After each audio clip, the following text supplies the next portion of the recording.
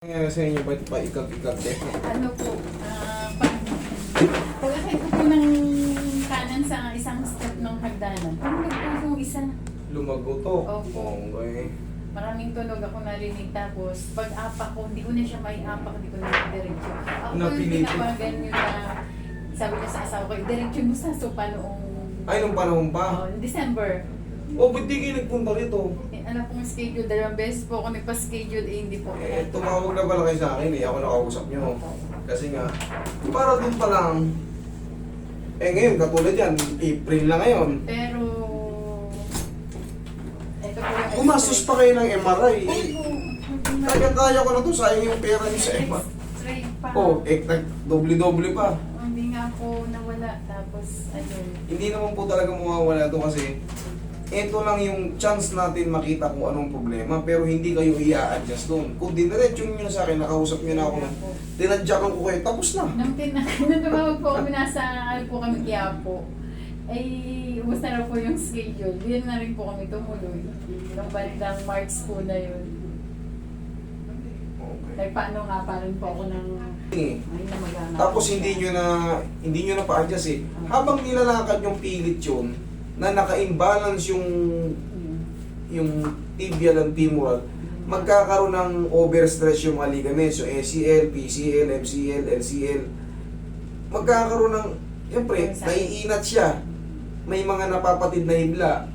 Habang tumatagal, siyempre tiis-tiis ka eh. Masakit.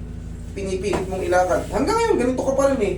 Dinidiin mo lang ganyan. Hindi po nagbago. Yung mga nagsusweldo, natatamaan palalo, palala ng palala. Therapy pa nga po ako, ganun din. Kung dinala nyo yan dito, isang pitik lang yan, tapos na. Hindi na kayo mabong sa MRI, hindi na kayo mabong.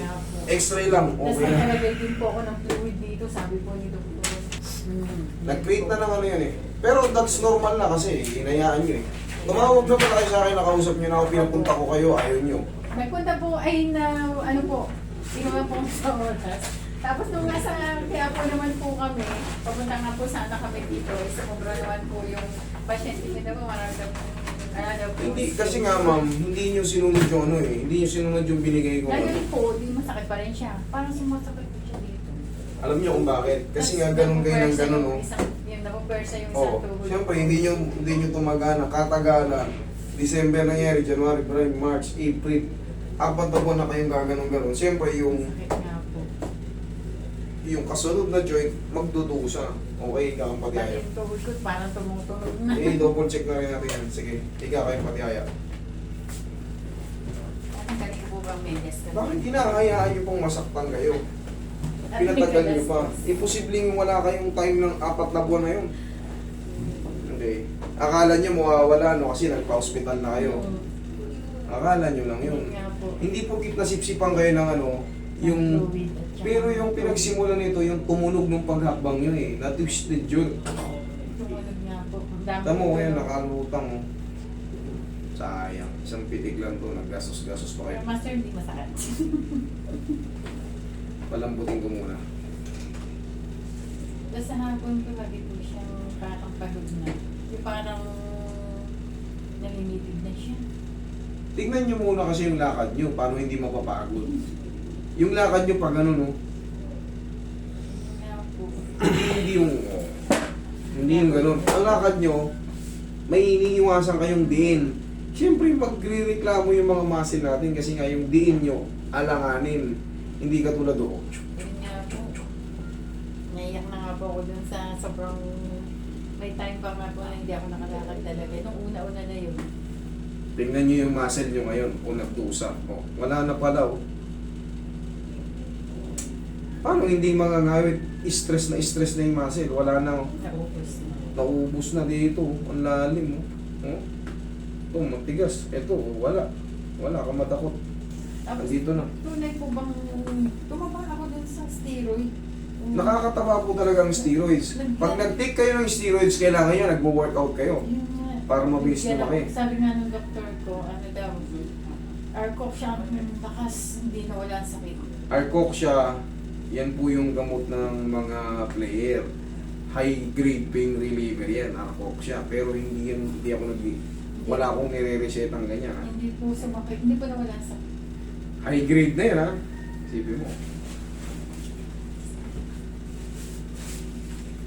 Pinahirapan niyo yung sarili niyo. Kung dinala niyo rito to kagad nung unang araw, nung unang tawag niyo sa akin, sir, naalala ko pa kayo, hindi ako makalakad, ang sakit, hindi ko maitiin. Sige, sabi ko, Iga mo, sabi umiga ka, isipa mo. Binigyan ko pa ito ng instruction eh. Pero kita lumipas yung mga panahon. So, ngayon, lumala na. Bataan kami ng galingan, kaya hindi kami nag-ano. Relax na. Sa totoo lang, ang dali lang ito. Nung lumagutok nung una, pitikin ko lang ito ng isa, tapos na ito. Ngayon kasi, iba na yung kaso niya. Nagkaroon na ng maraming katulad niya, nag-create ng fluid sa loob. Okay. Pero magkaganon pa man, ayusin natin.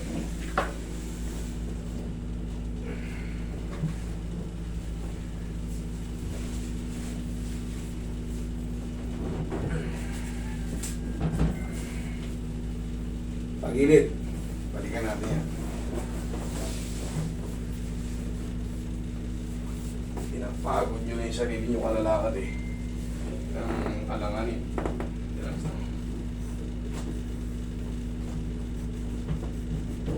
Kabilang side.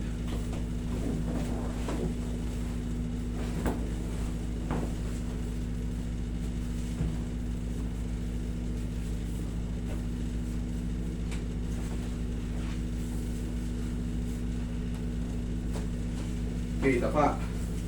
Para pati balakang nyo ayusin natin.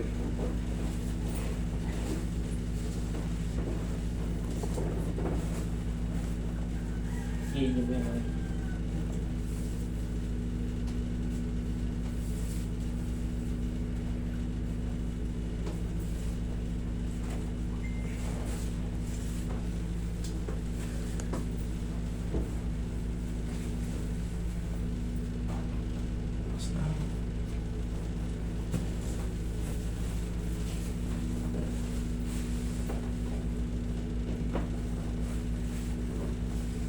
Kita nyo, kahit wala kayo rito, inaasikaso ko kayo. Ganun ako. Talagang tinuturuan ko kayo ng Kasi kung alanganin na yung schedule nyo, o schedule ko, ay paano sa bahay,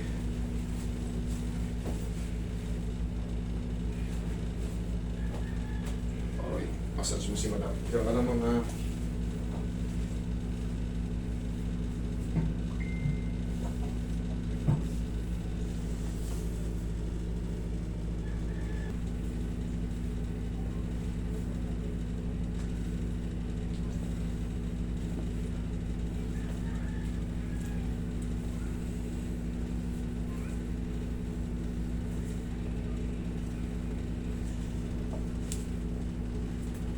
Yeah.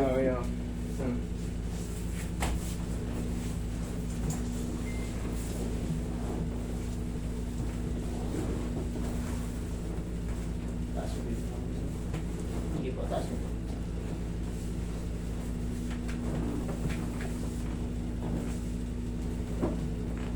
Relax na. Inhale. Exhale.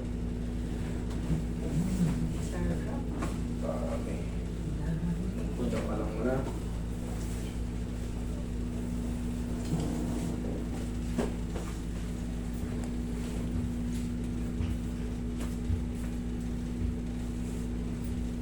Ito, i-bike nyo lang to. Pagpahilo muna kayo ng mga 1 linggo. Tapos mag-bike na kayo kasi babalik na yung lakas ito. Para ma-recover nyo itong mga vastus muscle nyo o yung mga quadricep. Nakita nyo yung mga bikers ang lalaki ng mga ganito. Numipis 2 to 3 months full recover na yung mga muscle. Pero ito, 1 week lang, ayos na to. Malakas na ulit yan. Kahit ngayon makikita mo iba na yung movement mo. Kumpara kanina na parang kang ika-ika. Sabi ko nga sa inyo dalhin nyo sa akin nung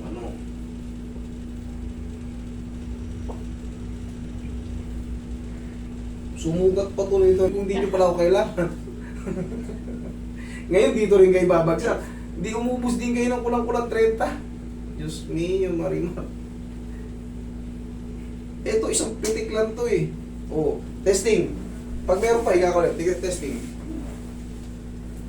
Testing, lakad. Tignan mo. Sinelas ka na maayos.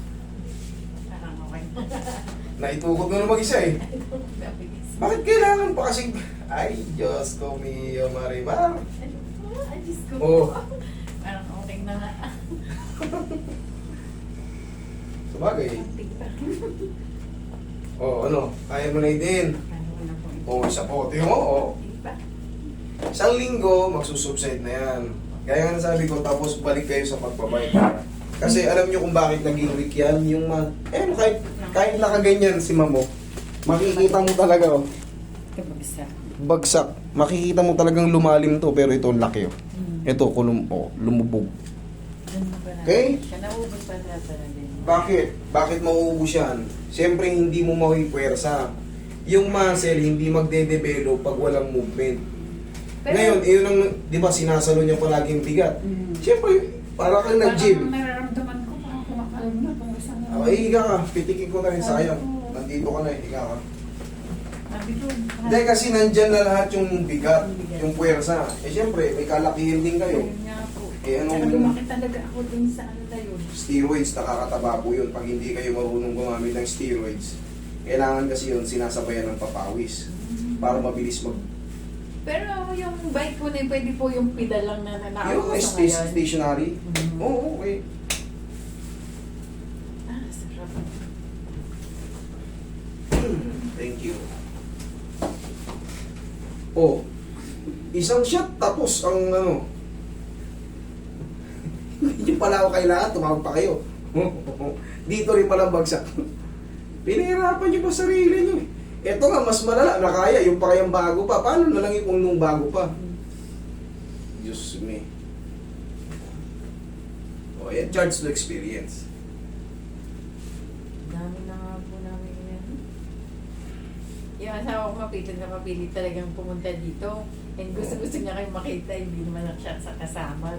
Yung Kasi negosyo. nga, pag napapanood nyo o alam nyo na yung magiging kalalabasan yan, problema, nagsuot-suot pa kayo kung saan-saan. Dito rin pala kayo tatagos.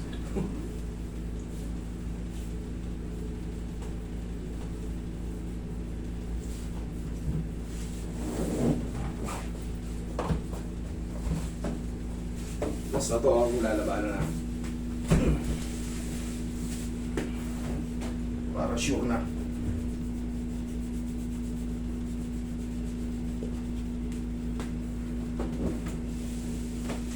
Kaya?